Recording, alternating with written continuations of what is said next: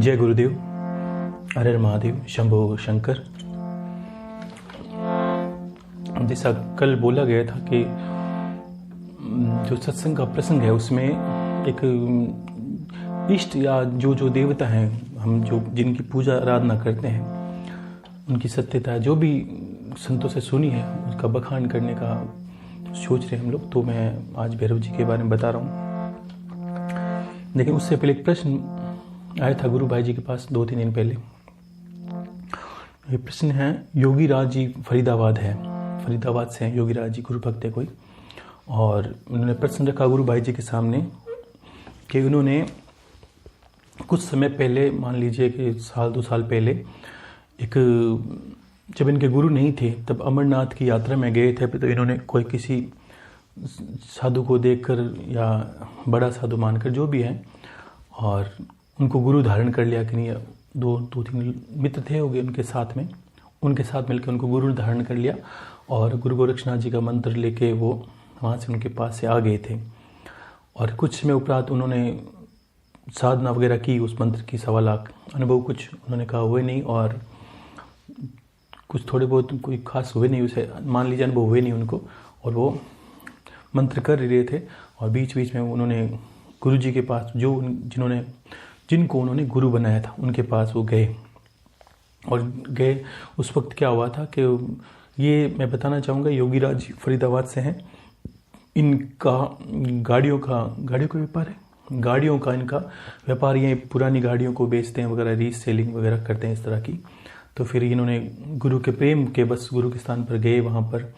तो फिर इनको कुछ लगा नहीं। उनको जब पहली बार गए अपने गुरु के पास, तो इनके गुरु अपने गुरु से झगड़ा वगड़ा कर रहे थे, ऐसा उन्होंने देखा दृश्य।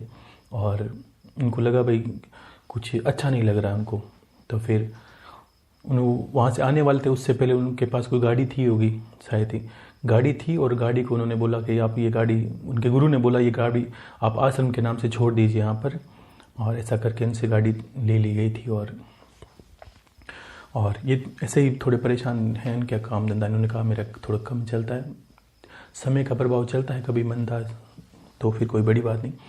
तो फिर ऐसे करके ये वापस आ गए। और कुछ समय उपरांत वही संत इनके रेवा से, मान लीजिए फरीदाबाद की तरफ गए होंगे, उन्होंने इनको फोर्स किया कि आप मुझे उज्जैन की तरफ छुड़वा दीजिए। तो इनके गुरु भाई ने हैं इनको उज्जैन की तरफ, महाराज जी को जो इनके गुरु थे उनको छुड़वाया।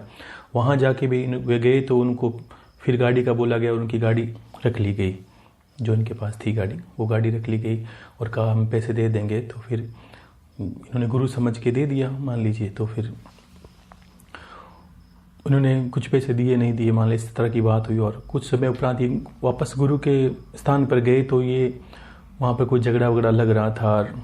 तो फिर इनको मन में ग्लानि आ जाती है। तो इनको मन में ग्लानि आई, गुरुदेव जिनको मैं गुरु बनाया है, अब उनको इस तरह से दशा में देखें तो दया हो जाती है। एक तो प्रभाव पड़ता है जीवन के, क्योंकि गुरु के कृत्य को देख के भी प्रभाव पड़ता है इंसान के जीवन में। तो ऐसा इनके बाद इनका कहना है कि मेरा मन उचट सा गया। और उसके बाद ये जून, अप्रैल या मई महीने से कि हमारी गुरुदेव की जो दादा गुरु गणेश नाथ जी महाराज या जो हमारे द्वारा बोली गई सत्संग वगैरह सुनते हैं अमृतवाणी, और इन्होंने अपने मन में और गुरु धारण किया। और उनके जीवन में उन्होंने बोला कि जो प्रभाव मुझे उस वक्त नहीं मिला वो मेरे आपको सुनने मात्र से गुरुदेव मुझे जीवन में प्रभाव आया। मैंने ज्ञान को समझा, सत्य को समझा। और लेकिन मैं कभी कभी बीच में बोलता हूँ कि आप ऐसा करते हैं तो कभी गुरु दोष लग जाता है। तो इनका ये संशय है कि गुरुदेव, अगर मैं आपको सुनता हूँ, मानता हूँ ये सत्य है, लेकिन मान लीजिए उनका दोष का क्या होगा, कि अगर वो कैसे हैं उससे मेरे जीवन पे क्या प्रभाव पड़ता है और उनका मैं क्या करूँ अपने जीवन में। मुझे आत्मग्लानि होती है, अंदर से ऐसा लगता है कि अब क्या किया जाए। और अंदर से ये भी पीड़ा सहन करता हूँ कि कहीं मुझे दोष ना हो जाए गुरु का। तो इनका ये प्रश्न है योगी राज फरीदाबाद का। तो इनको मैं कहना चाहता हूँ, देखिए अभी एक लहर सी चली है संतों की लहर के पीछे क्या कारण है कि जो संत है या नहीं इससे कोई फर्क नहीं पड़ता, लेकिन अर्थ ये देखा जाए कि जात ना पूछिए साधु की और पूछ लीजिए ज्ञान। गुरु बनाने की पहला कला है। अगर उसके पास ज्ञान नहीं है तो आप उससे लोगे क्या? पहले तो मुझे ये बताइए कि गुरुदेव मेरे तो गुरु की जटाएं हैं। अच्छा, वो तो बड़े बड़े कानों में कुंडल रखते हैं, मैं तो नहीं रखता। तो बड़ी बड़ी दाढ़ियाँ रखते होंगे, मैं तो नहीं रखता। तो फिर ज्ञान किस में है? कपड़ों में है। 100 रुपये की चादर मिलेगी, आप लेके पहन सकते हो। जटाएं आप मत बनाइए, बाल मत कटवाइए, दाढ़ी मत बनाइए, आप कुछ दिनों बाद आप भी बड़े संत हो जाओगे। तो फिर कान छिदवाना कोई बड़ी बात नहीं, आप छिदवा लीजिए। अब मैं विषय जब इनका प्रश्न का आ गया तो बताता हूँ, इनका दोष नहीं लगता। क्यों कि मुझे ये बताइए आप लोग कि कुछ समय में उपरांत में हरिद्वार वगैरह सब जगह तो हम भी जाते हैं, कभी समय मिलता है तो देखते हैं माहौल क्या है। तो माहौल ये होता है कि आप सोचिए कोई इंसान कर्तव्य दिखा रहा है वहाँ से तलवार से, इससे और ज्ञान का क्या लेना देना है, मैं ये बात बताना चाहूँ। एक जादू की कला दिखाना, कभी हाथों से चुटकी करके कोई भस्म बना देना, रुद्राक्ष को, ये एक मुखी रुद्राक्ष है, गली गली में साधु घूमते हैं, एक मुख रुद्राक्ष बना लें। कुछ संतों ने विषय आ गया, कुछ संतों ने बड़ी बड़ी जटाएं इस तरह कर ली और कुछ संतों ने रुद्राक्ष के मुकुट बना के धारण कर ली। अब मुझे ये बताइए, ये भार ढोने से क्या अर्थ है? ये भार ढोना ज्ञान का अर्थ है? वो जीवन भर ईश्वर की उपासना आराधना करेगा संत, या वो अपने सर पे सिर्फ मुकुट के, वो रुद्राक्ष के ताज को सर पे धारण करके दिन भर उसको बैलेंस करने में लगा है? किसी ने हाथ ऊपर कर रखा है, गुरुदेव क्या क्या क्या पर्पज है भाई आपका?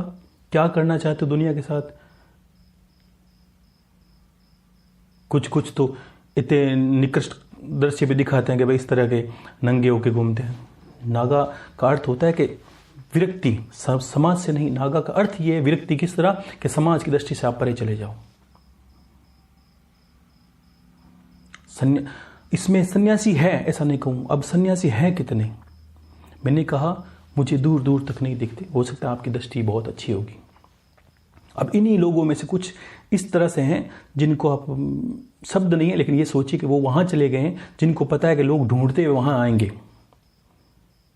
अगर मैं एक वर्णन करूं कि मुझे सिद्ध सन्यासी की तलाश है तो मैं कहाँ जाऊंगा आपकी दृष्टि में? तो मुझे अगर आप बताने वाले होगे या कोई बताने वाला है, मुझे कहा गुरु आप जाइए महाराज, आप जाइए 4 धाम में जाइए, वहाँ आपको सिद्ध संत मिलेंगे। ठीक है जी। और आप ज्योतिर्लिंग में जाइए, वहाँ संत मिलेंगे। तो ये किसने कहा कि वहाँ संत बैठे हैं? मुझे ये बताइए।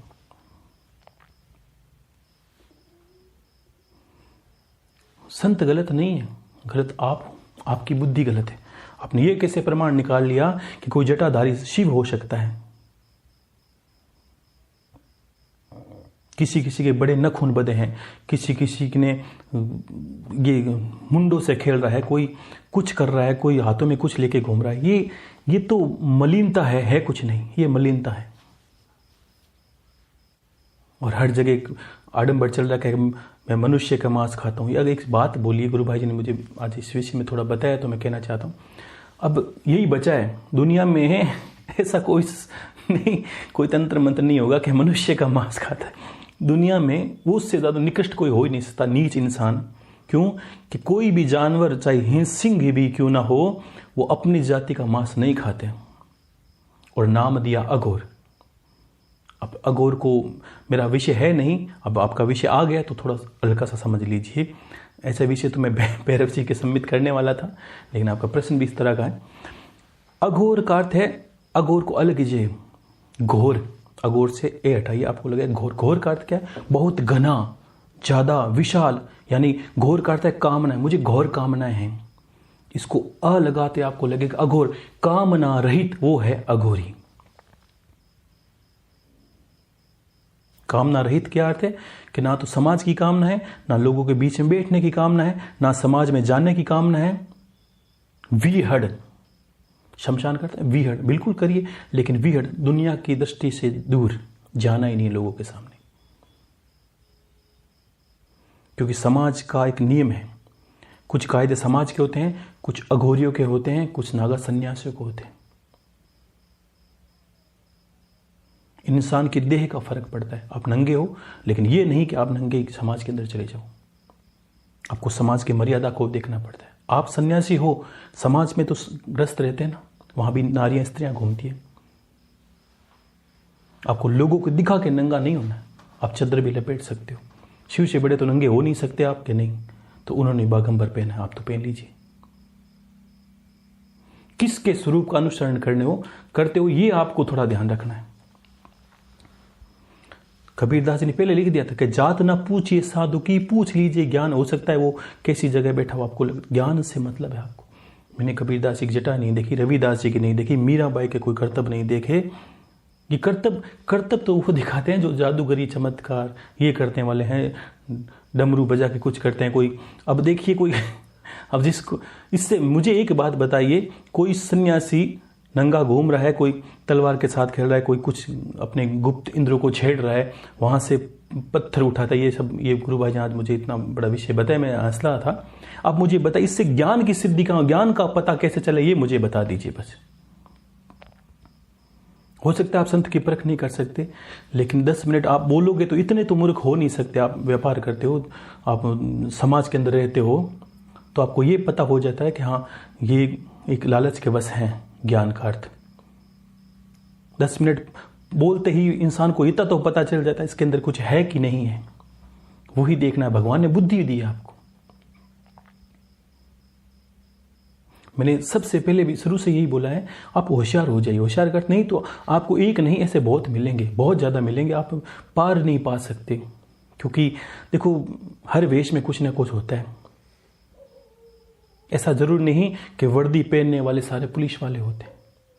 हर जगह पेपर पढ़ के देख लीजिए, हम पढ़ते ही हैं कई इधर उधर समाचार तो मिल ही जाते हैं कि पुलिस के वेश में लोग आए, लोगों ने ठग लिया इनको। तो ये जरूर नहीं कि पुलिस के वेश पहनने वाले ही पुलिस वाले ही हो, और ये जरूर नहीं कि संत का वेश धारण करने वाले।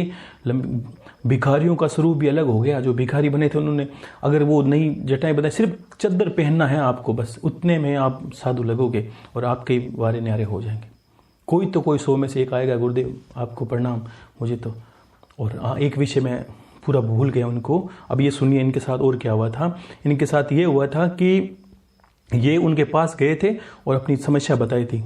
मान लीजिए आप प्रश्न करते हो कि गुरुदेव ऐसी समस्या है तो मैं कुछ उपाय बताऊंगा, तो वैसे ही उनको पास उपाय बताया। तो इन्होंने कहा गुरुदेव मेरे मंत्र करने से या जीवन में कोई कुछ अच्छा बताइए ताकि जीवन अच्छा निकले। तो उस संत ने जो इन्होंने गुरु बनाया था उसने इनको कोई इस्लामिक मंत्र है किस तरह के, जो भी मैं तो तब जानता नहीं हूँ मंत्रों के बारे में, तंत्रों के, इस्लामिक मंत्रों को इन्होंने उसको दे दिया। इन्होंने उसको किया, इन्होंने कहा फिर भी फर्क नहीं है तो इनको बोला नमाज पढ़िए आप। तो ये क्या है? तो देखो ये नहीं कि आप मुझे सुन रहे हो, मुझे गुरु माना है, लेकिन आप मूर्ख हो, ये ध्यान रखना। हर जगह बुद्धि भगवान ने दी है, और भगवान सबसे पहले कहाँ वास करता है? हृदय में वास करता है। शांति से सुनना, शांति से सोचना, सत्य को समझना। मैं हर बार इतना बोलने के बाद भी बोलता हूं कि आपको जो अच्छा लगे लीजिए, वरना मेरा पास पड़ा, आपको चिंता नहीं, आप अपने रास्ते लगिए। 3 शब्दों में गुरु के अर्थ को समझना है। आपको गुरु की शरण में जाना है, बिल्कुल जाना है। सनातन धर्म, आप ज्ञान की तरफ अग्रसर हो। ऐसे भी अगर शारीरिक सांसारिक कार्य करते हो तो भी आपका गुरु होना चाहिए। इससे भी आपके जीवन में परिवर्तन आता है। पहला। दूसरा, गुरु कैसा हो? गुरु वो जो अपने चरणों में नहीं, इष्ट के चरणों में आपको डाल दे। दूसरा गुरु का फर्ज हुआ है। और तीसरा, आपको इष्ट की भक्ति करनी, गुरु धारण करना है, गुरु के प्रति प्रीत करनी है, गुरु के प्रति सम्मान करना है, गुरु के प्रति समर्पण होना चाहिए। और तीसरा, सीधा सीधा आपको काम करना है, इष्ट के भक्ति करिए, गुरुदेव अपना आप बता देंगे आपको। गुरु कला बताएगा कि हाँ अब तू रास्ता लगाना गुरु का काम है। ऐसा नहीं कि मैंने बार बार ये प्रश्न कितना श्लोक दोहराता हूं कि हर ही शिष्य धन सो के ना हर ही। अब शिष्य का धन समस्या वो उसको मतलब नहीं है, उसको तो गाड़ी चाहिए, उसको तो बंगला चाहिए। ऐसा नहीं करना। और उन्होंने बोला कि गुरुदेव अब मैं 2 गुरु दोस्त से आप नहीं, वो तो ऐसे लोग दोषी हैं। अब आपने ये भी दृश्य देख लिया कि वो अपने गुरु से झगड़ा कर रहा था, तो वो कैसा गुरु शिष्य होगा, कैसा गुरु बन सकता है? जो अगर मैं मेरे गुरुदेव का सम्मान नहीं कर सकता तो मैं आपको क्या रास्ते लगाऊंगा? मेरे जीवन की सर्वोत्तम पूंजी है जो मैंने अपने घर पे आपको बोला है कि उनकी तस्वीर लगाई। मेरे जीवन की सर्वोत्तम पूंजी है, मेरे ज्ञान का आधार है। मुझे किसी चीज की आवश्यकता नहीं उनके सिवा। वो है तो सब है, वो नहीं है तो मुझे महादेव भी नहीं चाहिए।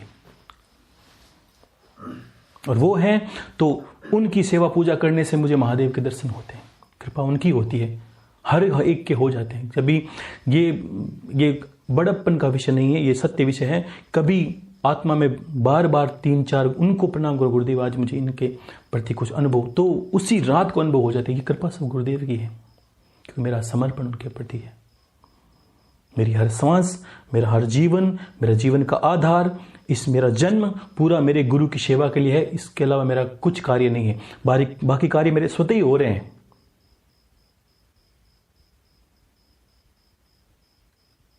बस भक्ति प्रगाढ़ होनी चाहिए। गुरु आप किससे छुपाओगे? गुरु आपके हृदय में वास करता है, और सबसे पहले कामना कहाँ उठती है? कि हृदय में उठती है। तो वो कामना वहीं से पकड़ लेता है कि इसी से आगे चलेगा कि नहीं। आप अगर लालचवश ही मुझे धारण करते हो, या लालचवश ही मुझे मानते हो, प्रेमवश नहीं मानते हो, मोक्ष के प्रति नहीं मानते हो, ज्ञान लेने के दृष्टि से नहीं मानते हो सकता है गुरु से ये कुछ जानते हैं, इनसे कुछ गुप्त प्राप्त कर लिया जाए, तो किससे चपलता कर रहे हो? सबसे पहले गुरु, मैंने क्या बोला? मैंने घर पे पहले आपके कैमरा पहले लगाया, आप मेरी दृष्टि में हो, निश्चित रहिए आप। मैंने कहा था आपको या तो गलत रास्ता छोड़ना पड़ेगा, नहीं तो आप प्रमाण देख लेना वहीं घर बैठे ही कि गुरुदेव आज मैंने ये गलती की, आपको विनय बताए। मैंने कहा या तो गुरु को छोड़ना पड़ेगा या गलत रास्ते को छोड़ना पड़ेगा, आपको प्रमाण देख लीजिए, आज का आज ही देख सकते हैं आप। और अनुभव हुए होंगे, अभी तो कुछ नहीं हुआ, सुनने मात्र से अनुभव होंगे।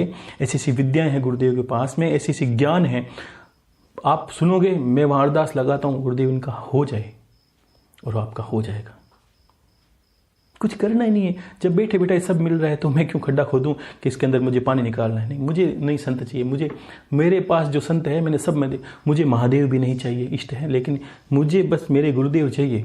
वो ही महादेव बनेंगे, उनके बाल नहीं है फिर भी मेरे लिए जटाएं बढ़ा के आएंगे, महादेव का स्वरूप लेके आएंगे। ले बेटा देख ले, तुझे महादेव देखने हैं, ये ले महादेव। महादेव क्या है? महादेव आप मनुष्य थोड़े समझ जो आप। गुरुदेव इस शरीर से उस शरीर में चले गए हैं जहां देवों का शरीर है, और देवों का शरीर उसमें है। आप गुरुदेव का प्रारूप देखते हैं, वो किसी भी रूप में ढल सकते हैं। हो सकता है आपने कुलदेवी कामना की, गुरुदेवी कुलदेवी बन के आए, आपको ये नहीं पता चल सकता, उनका भेद है ये। आपको देवी दिखानी है, उन्होंने देवी दिखा दी, ये तेरी मां है देख। आपको थोड़ी पता है तितली आपके घर में उड़ती कौन आई, आपको थोड़ी पता चिड़िया घर में कौन सी आई। ताकत चलती है। मैंने बोला गोली से इंसान मरता है, लेकिन गोली आप फेंक के मारो कभी नहीं मरेगा। और गुरु रूपी बंदूक में डाली और आप देखिए, फायर करके देखिए, मरेगा ही मरेगा निश्चित तौर पर। तो गुरु की वाणी वो होती है। दोषी आप नहीं, ये लालच के वश होता है। आपने पीड़ा बताई, मैंने कहा ये नहीं ये मंत्र कर लीजिए, ये नहीं तो ये मंत्र, कोई तो कोई लगेगा ही। ये गुरु का काम थोड़ी ना। गुरु के तो मानने मात्र से, सत्य बात क्या है, कोई सिद्धियां नहीं चाहिए। गुरु को मात्र समर्पण करने मात्र से जीवन चमत्कारित हो जाता है, कुछ करना ही नहीं है। और वो गुरु किस काम का जो धर्म से विमुख कर दे आपको इस्लामिक मंत्र चले गए, आप नमाज पढ़ने लगे हो, क्या करने क्या लगे हो, करना क्या चाहते हो? आप इंसान बनिए। गुरु का एक ही अर्थ है, मैं सबसे पहले ये चाहता हूं कि सबसे पहले आपको इंसान बना। आप इंसान नहीं हो, इंसान बनना है। कहते हैं कि जन्म ना जायते शूद्र। शूद्र का अर्थ ये नहीं कि मैं नीच जाति से कह रहा हूं। शूद्र का अर्थ क्या समझिए, जिसको ज्ञान नहीं है वो शुद्र। ज्ञान कब तक नहीं हो? जब तक गुरु नहीं है। अब आप शुद्र नहीं हो, अब आप द्विज हो। आपका जन्म कुछ महीनों पहले हुआ, ये ध्यान रखना। आप ये नहीं कह सकते, कुछ माताओं बहनें रो रो के गुरु भाई जी के पास, गुरुदेव आप इतने मुश्किल से मिले हैं या जीवन इस पड़ाव पे मिले हैं। मेरी उम्र 70 साल हो गई। एक दो माता की है, मैं नमस्कार करता हूँ उनको, कि मेरी 80 साल हो गई। तो 80 साल नहीं हुई, आपकी उम्र मात्र अभी जब सुनने शुरू किया, जब ने गुरु धारण किया, आपकी उम्र इतनी है। आप बच्चे हो, अबोध हो, बस इससे ज्यादा आपको बड़ा नहीं होना है। तो फिर आपको दोष नहीं लगेगा, आप निश्चित तौर पर रहिए। और ये विषय मैं अपने आप ही छोटा ही करने वाला था, लेकिन आपने इस तरह उलझ गए आप अपना जीवन के अंदर। लेकिन आपको कुछ नहीं करना। देखिए, अंदर से त्यागेंगे तो त्याग माना जाता है। अंदर से ही गुरु को धारण किया है, अंदर से ही आप कभी महादेव शिवलिंग को या आराध किसी भी इष्ट को मान कर, हे महादेव कि मैंने ये गलती की है, मैं देखो हृदय से धारण किया हो जाता है और हृदय से परित्याग किया जाता है सम्मान पूर्वक, क्योंकि आप गए थे, वो नहीं आए थे, चाहे वो कैसे ही गुरु हो। आपको हृदय से धारण करना गुरुदेव। मैंने कहा ना, गुरु कितने भी हो सकते हैं, जब तक आपको तृप्ति नहीं मिले वो गुरु मान्य नहीं है। जब तक आपको संतुष्टि नहीं और संतुष्टि मिले उसको मत छोड़ना, अब वो आपके जीवन का आधार बनेगा। और आपको लगता है गुरुदेव आपका ज्ञान पूरा जीवन में संभाल लिया है, तो मुझसे भी आगे बढ़िए, चलिए आगे जाइए आप। तो गुरुदेव आपको नहीं लगेगा, आपको बस इतना ध्यान करना, हृदय से ही परित्याग कर देना, हे गुरुदेव मुझे जो चाहिए था वो आपके पास है नहीं, इसलिए मैं आपका अंदर से परित्याग करता हूँ। आपका सम्मानपूर्वक, जैसे आप सम्मानपूर्वक गए थे वैसे ही करना है। पहले गुरु बनाइए, फिर गुरु को दोषों को देखिए, जीवन को ये दोष लग जाता है। आपको बस उनसे कुछ मिला नहीं ज्ञान, आप गुरु से ज्ञान मिलता है, वो नहीं मिला आप आगे बढ़िए, कोई बात नहीं। और ये दोषों को लेके नहीं बैठना कि गुरुदेव जी मुझे ये दोष लग जाएगा, कुछ दोष नहीं लगेगा। बहुत लोग होते हैं, आज आपने प्रश्न कर लिया, बाकी मैं जानता हूं कि समाज में इस तरह की बहुत चीजें बढ़ चुकी है। क्योंकि कुछ दिनों में मैंने कहा ना, कलयुग का अर्थ क्या है। जब सतयुग था तो संत अंगुलियों पे गिने जाते थे, और जैसे युग बदला, सतयुग से त्रेता आया, द्वापर आया, तो सब युगों में संत अंगुलियां में गिनने में नहीं आ रहे थे, धीरे धीरे बढ़ रहे थे और बढ़ रहे थे। अब कलयुग, ये तो कलयुग नहीं है, तो सतयुग से ही बड़ा युग है। क्यों? क्योंकि इसमें संतों की बाढ़ सी चली है। चिंता ना करिए, गुरु चाहिए आपको, हर गली में नुक्कड़ पर गुरु मिलेगा, चिंता ही करने की जरूरत है, गुरु ढूंढने की जरूरत कहाँ है। और सत्य बात यह है कि गुरु का आप चयन नहीं कर सकते, गुरु आपके जीवन में आएगा, ये ध्यान रखना। आप चयन नहीं कर सकते, वो आएगा। क्यों आएगा? कि आपके करुणा के पुकार, ईश्वर, मैं बोल रहा हूं, आप सुन रहे, ईश्वर की डोर है, उसके आदेश के बिना पत्ता नहीं हिल सकता। आप मेरे ज्ञान को सुनने की बात तो छोड़ दीजिए। आपकी करुणा थी, आपका ईश्वर के प्रति झुकाव था, इसलिए मुझे बोलना पड़ता, ये मेरी व्यवस्था है। जो बोलता हूं सब सुनते हैं। गुरुदेव, मैं सबसे पहले उन्हीं को बिठाता हूं सामने, गुरुदेव आप सुनिए मेरी बातों को। आप सुनते हैं तो ये एक लगन सी है, प्रीत सी है, वो चलने दीजिए। आपको एक लहर सी है, इसमें बहते रहिए, करना कुछ है ही नहीं। मैंने क्या बोला, कुछ चीजें साल भर सुनिए, उसके बाद मैं बोलूंगा आपको ये चीज सुननी है और उस देवता को याद करना है। 3 दिन में आएगा, दर्शन देगा, अनुभव होगा कि नहीं होगा देख लेना। माला की जरूरत नहीं, माला ही नहीं करनी, चलो छोड़िए आप। क्योंकि गुरु को सुनने मात्र से आपके जीवन के सारे कार्य होने लगते हैं। आपके जीवन में सारी वो शक्तियां धारण करने का अर्थ क्या हो? अगर मेरे अंदर प्रेत का वास हो जाए तो फिर मैं नहीं बोलूंगा ना, क्या बोलेगा? वो प्रेत बोलेगा, वो कामना करेगा। क्योंकि प्रेत ने हमको धारण कर लिया है। वैसे ही आप जब गुरु को धारण कर लेंगे तो सोचते वो तो गुरु है, तो गुरु को धारण करते ही आपके अंदर गुरु का सारा ज्ञान प्रवाहित होने लगेगा। आपकी सूझबूझ ऐसे बढ़ जाएगी, आप सोचोगे गुरुदेव पहले तो मैं बात को अलग तरीके से देखता था, दुनिया किस तरह देखी, कभी आंधी उठेगी तो वो आंधी को देखेगी कि आंधी चल रही है, आसमान काला हो गया, तूफान आने वाला है। और ज्ञानी होगा वो देखेगा तूफान उठ रहा है, इसका मतलब पीछे कहीं चक्रवात या पानी आने वाले, यानी बारिश, वो बारिश की तैयारी करेगा। चीज एक ही है, दृष्टि बदल गई आपकी। तो ये प्रभाव होता है। तो आपको ऐसा जीवन में कभी ऐसा नहीं सोचना कि वो दोस्त, इस तरह दोस्त कुछ नहीं लगते। आप आगे चलिए, बस ईश्वर को समर्पित कर दीजिए जीवन। हे प्रभु, बस छोड़िए, जो हुआ वो बोलिए। मैंने कहा सूर्य नित्य नया क्यों होता है? कि आपको फिर नए तरीके से, जोशपूर्ण तरीके से आगे बढ़ना है। जीवन में होती है गलतियां, कभी परेशानियां हो जाती है, कभी देखो जो जीवन है, अब ये कलयुग का अर्थ है, जो समय आ रहा है ये और ज़्यादा कठिन होगा। आप ये मत सोचिए कि कोई संत महात्मा नहीं इसको सही कर सकता। कारण समझिए, कारण ये है कि समय का प्रभाव चलता है।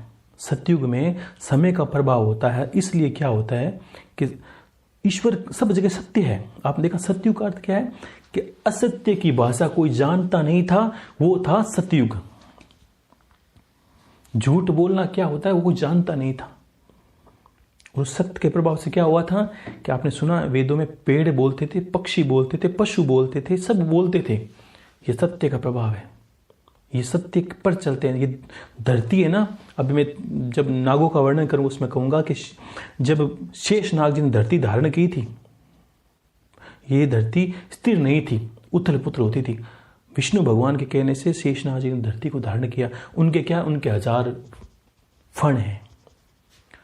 अब वो क्या है, वो एक धर्मी इंसान है, बहुत धर्मी देवता है, जो वो पाप सहन नहीं कर सकते। और पाप, जब ज्यादा पाप होता है तो वो फण को हिलाते हैं, उसी को भूकंप बोला गया ज्ञान की दृष्टि में। विज्ञान में आप जो भी निकाल लीजिए, उनसे पाप सहन नहीं होता, और तब भूकंप आता है। आप जो भी अंदाज लगाइए, उपकरण बनाने के गुरुदेव, पाप भूमि से भारी, ये शेषनाग जी पाप सहन नहीं कर सकते।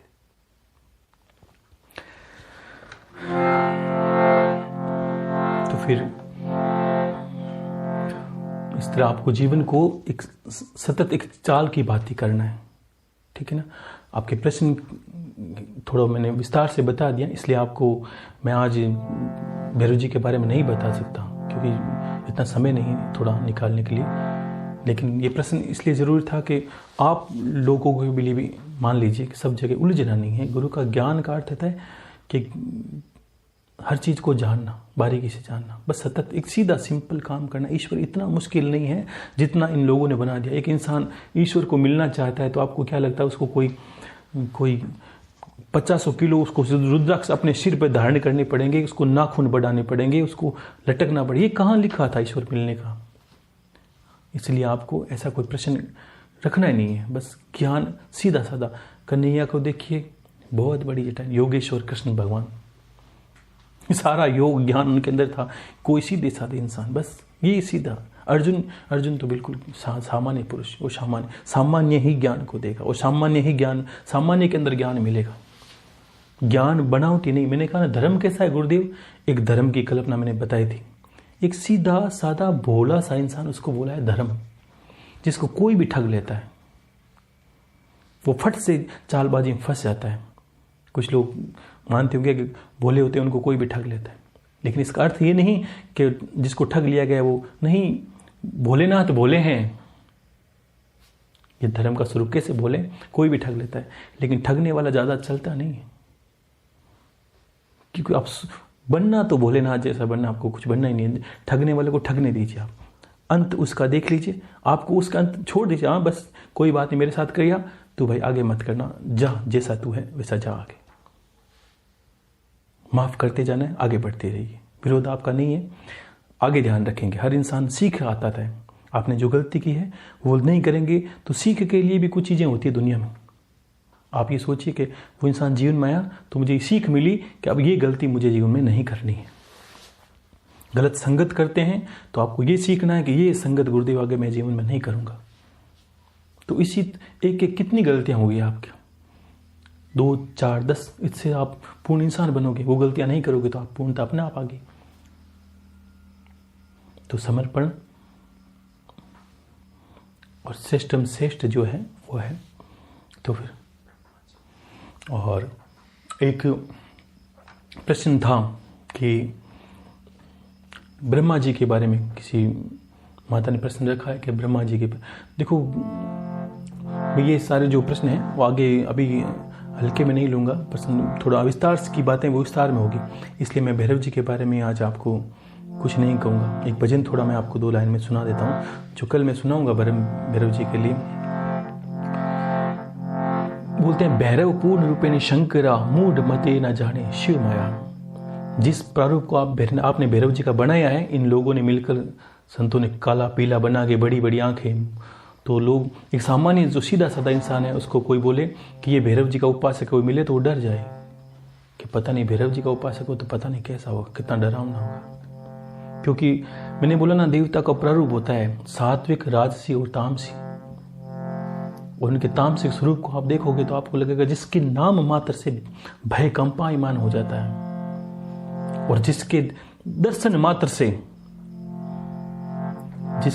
करने मात्र से काली माता का क्रोध शांत हो गया। वो कैसे? वो सामने क्रोधी थोड़ी होंगे, क्योंकि जिनको देखता ही प्रेम उमड़ पड़े, आपको लगे बस ये बच्चा तो मेरा है। अगर कोई माता देख ले तो वो बोले, चिल्ला के बोले काली माता की भांति, ये बच्चा मेरा, ये मैं किसी को नहीं दूंगी। वो है भैरव जी। छोटे छोटे नूपुर पहने हुए, छोटी सी आयु, शिव के स्वरूप को अगर नहला धुला के नाग निकाल दिया जाए, जनेऊ लगा दी जाए, और छोटी सी कमर पे माला लगा दी जाए और छोटा सा मस्तक पर एक तिलक निकाल दिया जाए, और वो कैसे होंगे, आप उसका रूप का वर्णन आप देख लीजिए, वो मैं कल आपको बताऊंगा थोड़े। अब एक भैरव जी को पीछे लगता है दादा शब्द, क्यों कि पूरी पृथ्वी पर जो पहला मंदिर बना था वो भैरव जी हैं। क्यों कि काशी के कोतवाल। आपको पता लगेगा ये शब्द क्या है। दादा क्यों कहते हैं इनको, क्यों सबसे पौराणिक है, सबसे पहले धरती पर यही उतरे थे, इन्हीं का मंदिर बना था। और क्यों बना था इसमें भी ब्रह्मा जी का रहस्य आएगा। तो ये मतलब छोटा, इसको मैं छोटे में मेरे जीवन लग जाएगा, मैं इसको वर्णन नहीं कर सकता।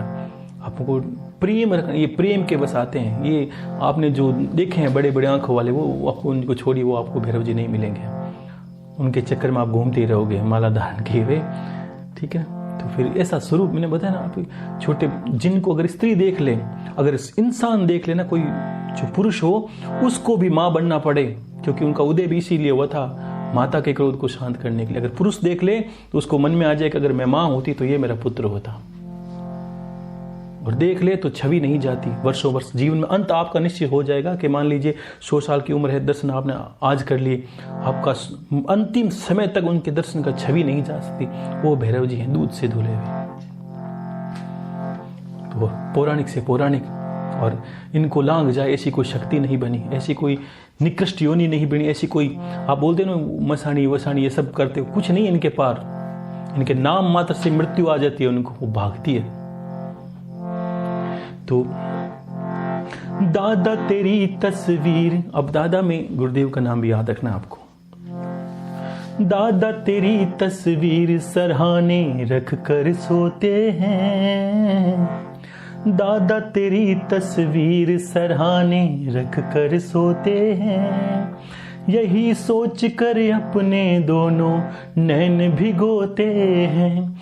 कभी तो तस्वीर से निकलोगे, कभी तो मेरे दादा पिघलोगे, कभी तो तस्वीर से निकलोगे, कभी तो मेरे दादा पिघलोगे।